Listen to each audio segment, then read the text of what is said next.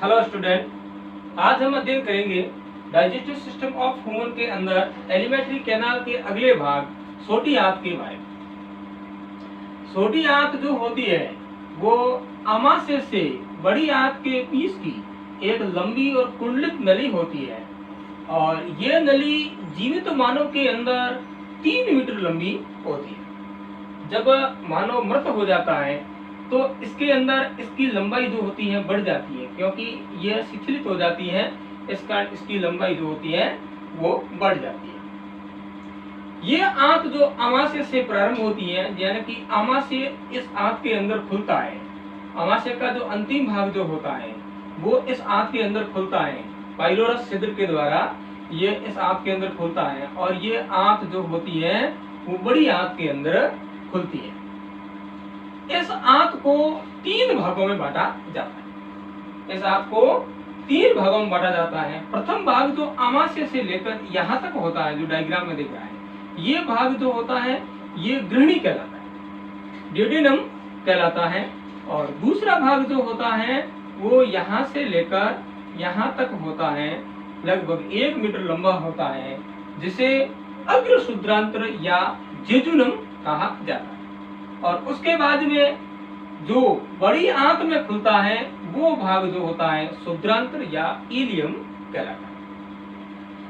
और इस आंत का जो कार्य होता है वो कार्य भोजन का अवशोषण करना इसका कार्य होता है और भोजन का पाचन करना इसका कार्य होता है। यानी कि भोजन के अंदर विभिन्न प्रकार के एंजाइमों का स्त्रावण जो होता है वो इस आंत के द्वारा होता है और पचित भोजन जो अवशोषित होता है वो ही इस आंत के द्वारा होता है। तो इनका कार्य जो होता है वो स्त्रावण और अवशोषण का होता है। इसलिए इनका जो भीतरी स्तर जो होता है, जिसे श्लेष्मिका स्तर कहा जाता है, म्यूकोसा स्तर कहा जाता है, वो स्तर काफी विकसित और प्रवर्धनुमा होता है, जहाँ रसांकुर और सूक्ष्मांकुर पाए जाते हैं।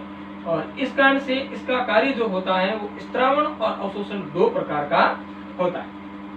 आपने आमाशय में पढ़ा था, इसका कार्य था मात्र स्त्रावण करना, स्त्राव अवशोषण यहाँ बहुत ही कम होता था। इसलिए यहाँ जो आवरण, भीतरी आवरण जो श्लेष्मिका था वो काफी बड़ा था, लेकिन यहाँ इसका कार्य बढ़ जाता है, इसलिए ये स्त्रावण भी करता है और इसके साथ साथ में यानी कि विभिन्न प्रकार के जल अपघट्य एंजाइमों का स्त्रावण करता है और ये पचित भोजन का अवशोषण भी करता है। तो यहाँ तक हम लिख लेते हैं।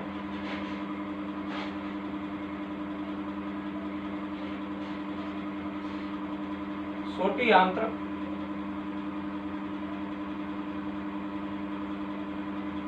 स्मॉल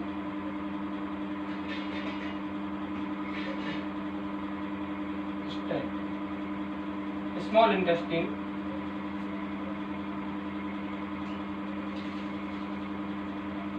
यह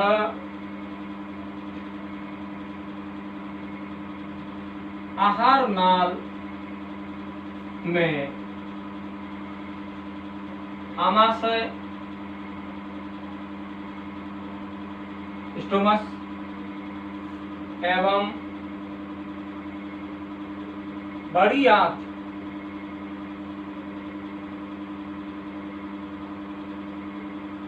के बीच की लंबी कुंडलित नली होती है।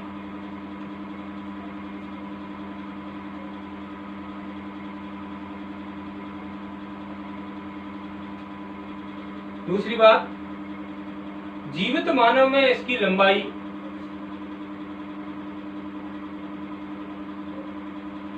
जीवित मानव में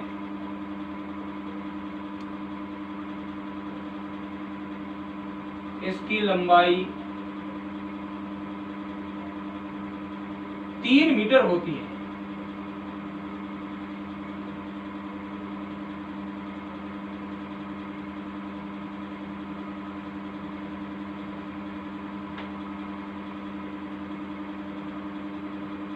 तीन नंबर, इस आंत का कार्य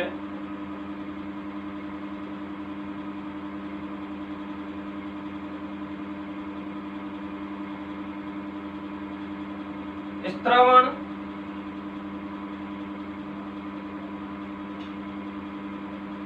यानी कि जल अपघट्य एंजाइम एवं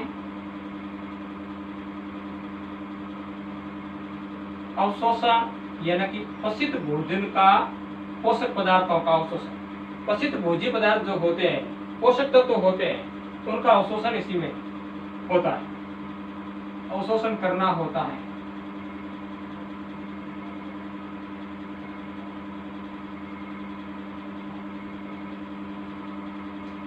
इस आंत को 3 भागों में बांटा जाता है।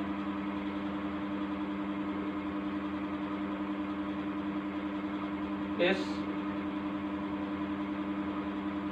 आंत को 3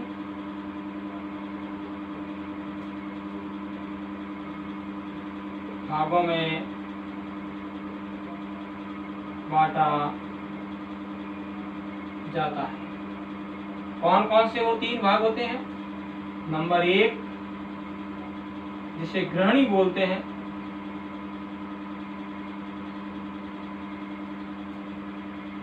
इसे ड्यूडेनम कहा जाता है।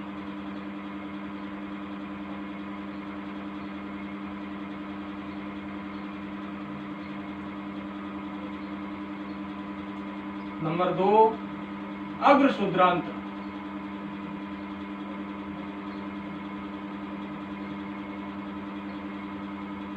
इसे जेजुनम कहा जाता है।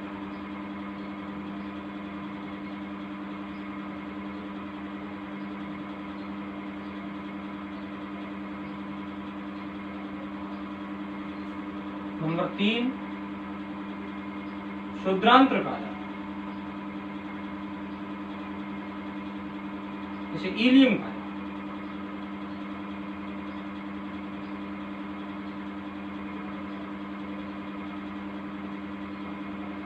तो इसके 3 भाग होते हैं। प्रथम भाग जो होता है, जो ग्रहणी कहलाता है, ड्यूडेनम कहलाता है। दूसरा भाग जो होता है अग्र शुद्रांत्र, जेजुनम कहलाता है। और तीसरा जो अंतिम भाग जो इस छोटी आंत का होता है, इसे इलियम या शुद्रांत्र कहते हैं। अब ये 3 भाग किस प्रकार के होते हैं वो अपन देखते हैं। अब हम छोटी आंत के अंदर प्रथम भाग की बात करें तो प्रथम भाग जो होता है वो ग्रहणी कहलाता है। ये ग्रहणी जो होता है, जो आमाशय से जुड़ा हुआ जो भाग होता है, आमाशय से जुड़ा हुआ भाग जो होता है वो ग्रहणी कहलाता है। और इसका जो आकार है वो यू आकार का होता है, यू आकार की आकृति होती है। इस प्रकार की आकृति इसकी होती है, यानी कि ये कह सकते हैं कि ये इस प्रकार की आकृति होती है। यू आकार की इसकी आकृति होती है और इसकी लंबाई जो होती है वो 25 सेंटीमीटर होती है। और इस भाग के अंदर 2 ग्रंथियां खुलती है, पहली यकृत ग्रंथि और दूसरी अग्नाशय ग्रंथि। यकृत ग्रंथि पित्तवाहिनी के दौरान इस ग्रहणी में खुलती है और अग्नाशय ग्रंथि अग्नाशय वाहिनी के दौरान इस ग्रहणी के अंदर खुलती है। जिस स्थान पर पित्तवाहिनी खुलती है, जिस स्थान पर अग्नाशय वाहिनी के रूप में खुलती है, उन स्थानों पर एक छिद्र पाया जाता है और उस छिद्र पर एक अवरोधनी पाई जाती है। उस अवरोधनी को स्फिंक्टर ऑफ ओडी या ओडी की अवरोधनी, ओडी की अवरोधनी,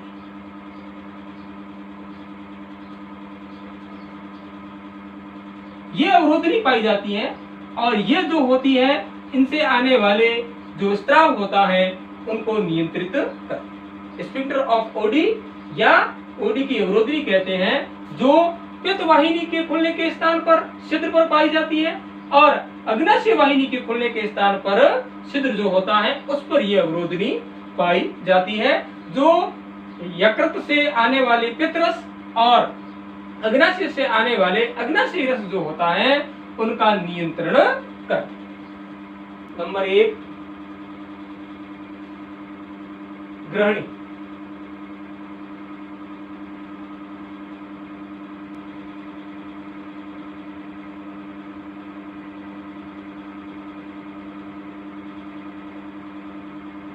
ड्यूडेनम कहा जाता है। नंबर 1, यह छोटी आंत का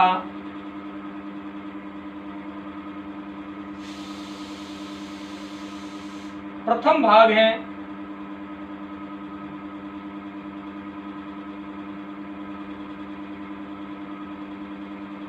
दूसरी बात, यह यू आकार का होता है।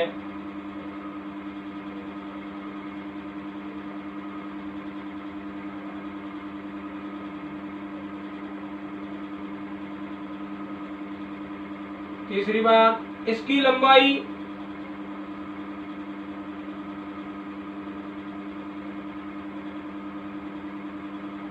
25 सेंटीमीटर होती है।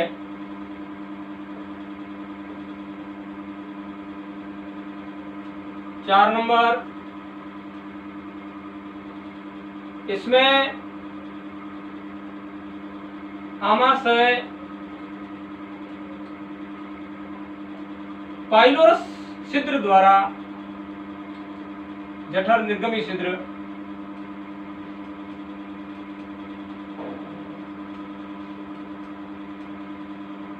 द्वारा खुलता है।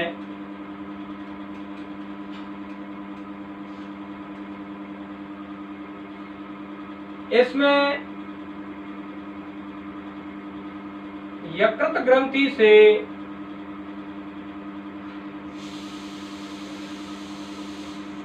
पित्त वाहिनी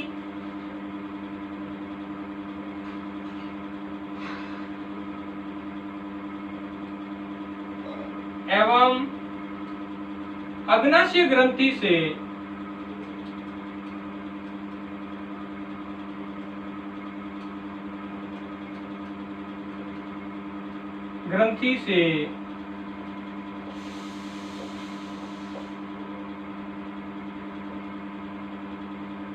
अग्नाशय वाहिनी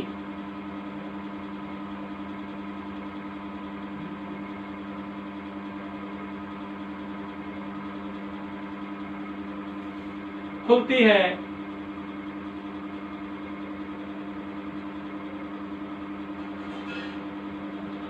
ये वाहिनियां खुलने के छिद्र पर, ये वाहिनियां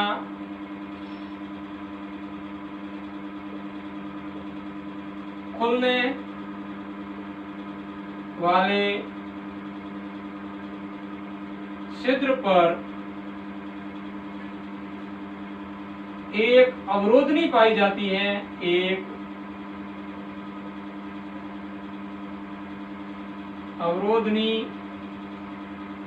पाई जाती है जिसे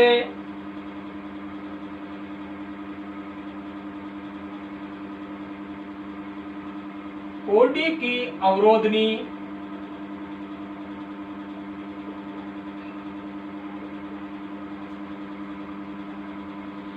या स्फिंक्टर ऑफ ओडी कहा जाता है।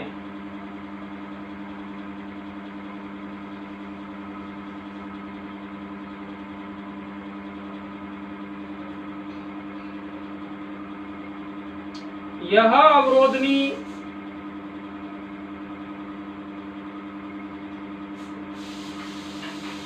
इन ग्रंथियों से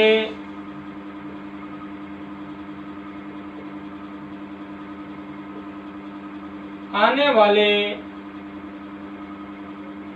स्त्राव का नियंत्रण करती है।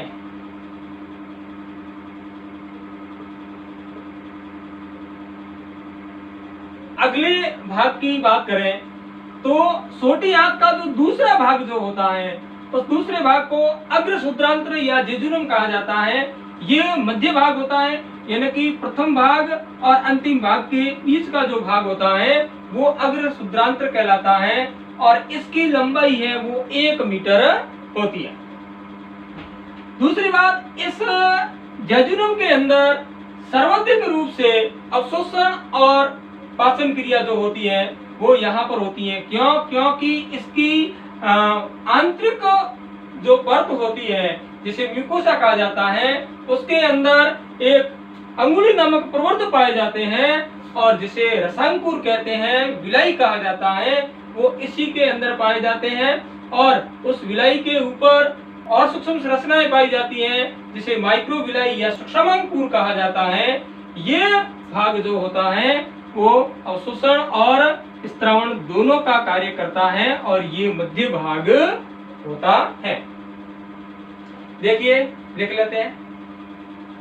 नंबर 2, अग्र शुद्रांत्र।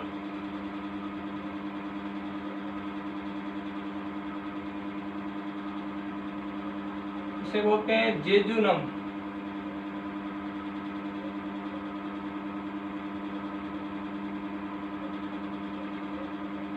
एक नंबर, यह छोटी आंत का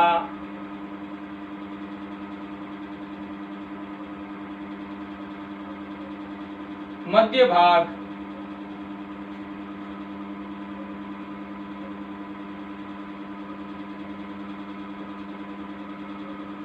इसकी लंबाई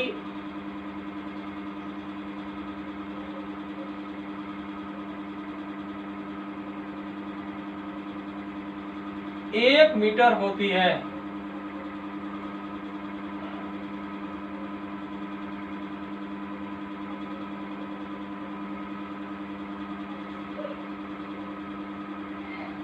इस भाग में स्त्रावण एवं अवशोषण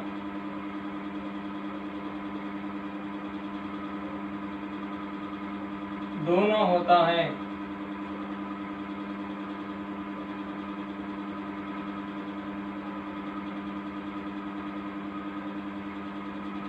ग्रहणी के अंदर स्त्रावण हो रहा था।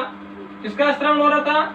यानी कि जो ग्रंथियां हैं, ग्रंथियों के स्त्राव का स्त्रावण हो रहा था, उनके रस का स्त्रावण हो रहा था, इसके अंदर पाए जाने वाले एंजाइमों का स्त्रावण हो रहा था और इसी श्लेष्मा के अंदर भी श्लेष्मा का स्त्रावण हो रहा था। लेकिन इसकी आंत के अंदर किसी प्रकार की अतिरिक्त ग्रंथियां नहीं पाई जाती हैं। आंत की भी ग्रंथियां होती हैं, उनके द्वारा विभिन्न प्रकार के एंजाइमों का स्त्रावण होता है और यहाँ सूक्ष्मांकुर पाए जाते हैं, रसांकुर पाए जाते हैं, इनके कारण यहाँ अवशोषण भी होता है। 4 नंबर, इस भाग की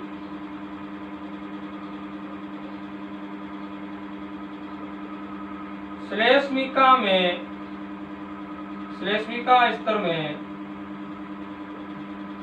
रसांकुर जिसे विलाई बोलते हैं एवं सूक्ष्मांकुर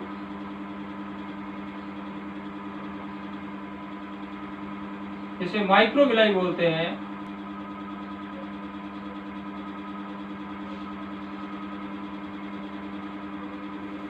पाए जाते हैं।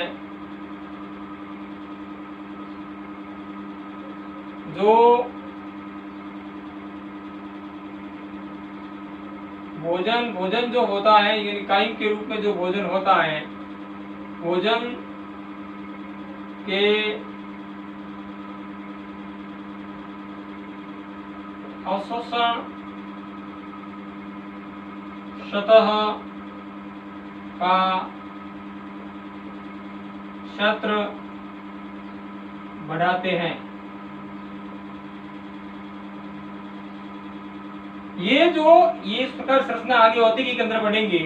ये संरचनाएं जो इनके अंदर पाई जाती हैं, जिसे सूक्ष्मांकुर और रसांकुर कहते हैं, ये जो होता है बड़ी संरचना रसांकुर है और इसके ऊपर जो छोटी संरचनाएं पाई जाती है इसे सूक्ष्मांकुर कहते हैं। ये पाए जाते हैं इस आंत के अंदर। इस कारण यहाँ जो होता है अवशोषण क्षेत्र जो होता है भोजन का, वो इनसे बढ़ जाता है, इसलिए अधिक मात्रा में अवशोषण हो पाता है। अब हम बात करें छोटी आंत के तीसरे भाग, अंतिम भाग की, जिसे क्षुद्रांत्र कहा जाता है, और ये बड़ी आंत में खुलता है। जजुनम से प्रारंभ होकर बड़ी आंत में खुलता है। ये अंतिम जो नलिका जो होती है वो अत्यधिक कुंडलित होती है। इसे क्षुद्रांत्र इलियम कहा जाता है, क्षुद्रांत्र या इलियम कहा जाता है।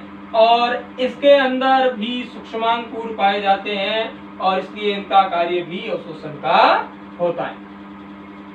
ये अत्यधिक कुंडलित नली होती है और लंबी नली होती है। अत्यधिक कुंडलित भाग जो होता है वो क्षुद्रांत्र का होता है। तो इस प्रकार ये अंतिम भाग जो होता है वो क्षुद्रांत्र कहलाता है और इसकी जो लंबाई जो होती है वो 1.75 मीटर होती है। इसको अपन लिख लेते हैं। 3 नंबर क्षुद्रांत्र।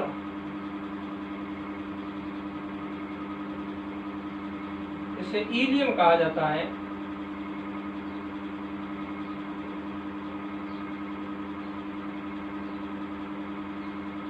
यह छोटी आंत का अंतिम भाग है।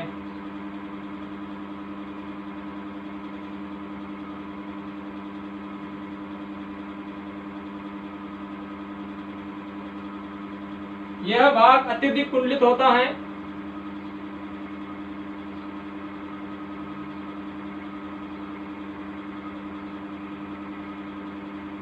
अत्यधिक कुंडलित होता है।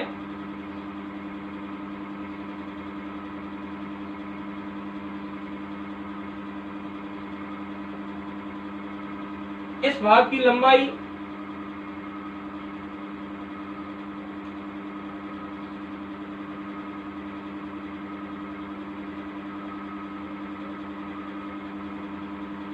1 मीटर और 75 सेंटीमीटर होती है।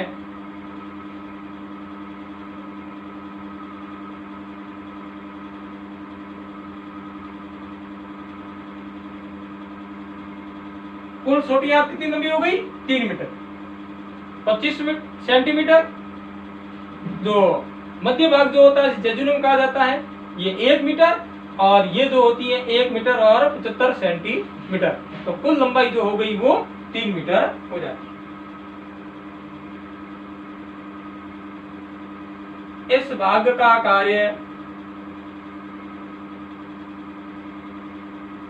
अवशोषण का होता है।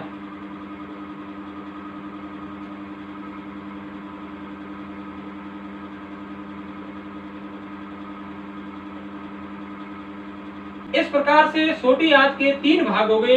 प्रथम भाग जो होता है वो ग्रहणी कहलाता है, द्वितीय भाग जो होता है वो अग्र शुद्रांत्र कहलाता है, और अंतिम भाग जो होता है वो शुद्रांत्र कहलाता है। और इस पूरे छोटी आंत की जो लंबाई होती है वो 3 मीटर होती है। तो इस प्रकार की यह संरचना होती है। और अब अगली क्लास के अंदर हम पढ़ेंगे इसके औतिकी के बारे में, यानी कि इसकी जो भित्ति होती है उनके अंदर उत्तकों की परतें जो होती हैं वो किस प्रकार से होती हैं और किस प्रकार से ये स्त्रावण और अवशोषण का कार्य करती है।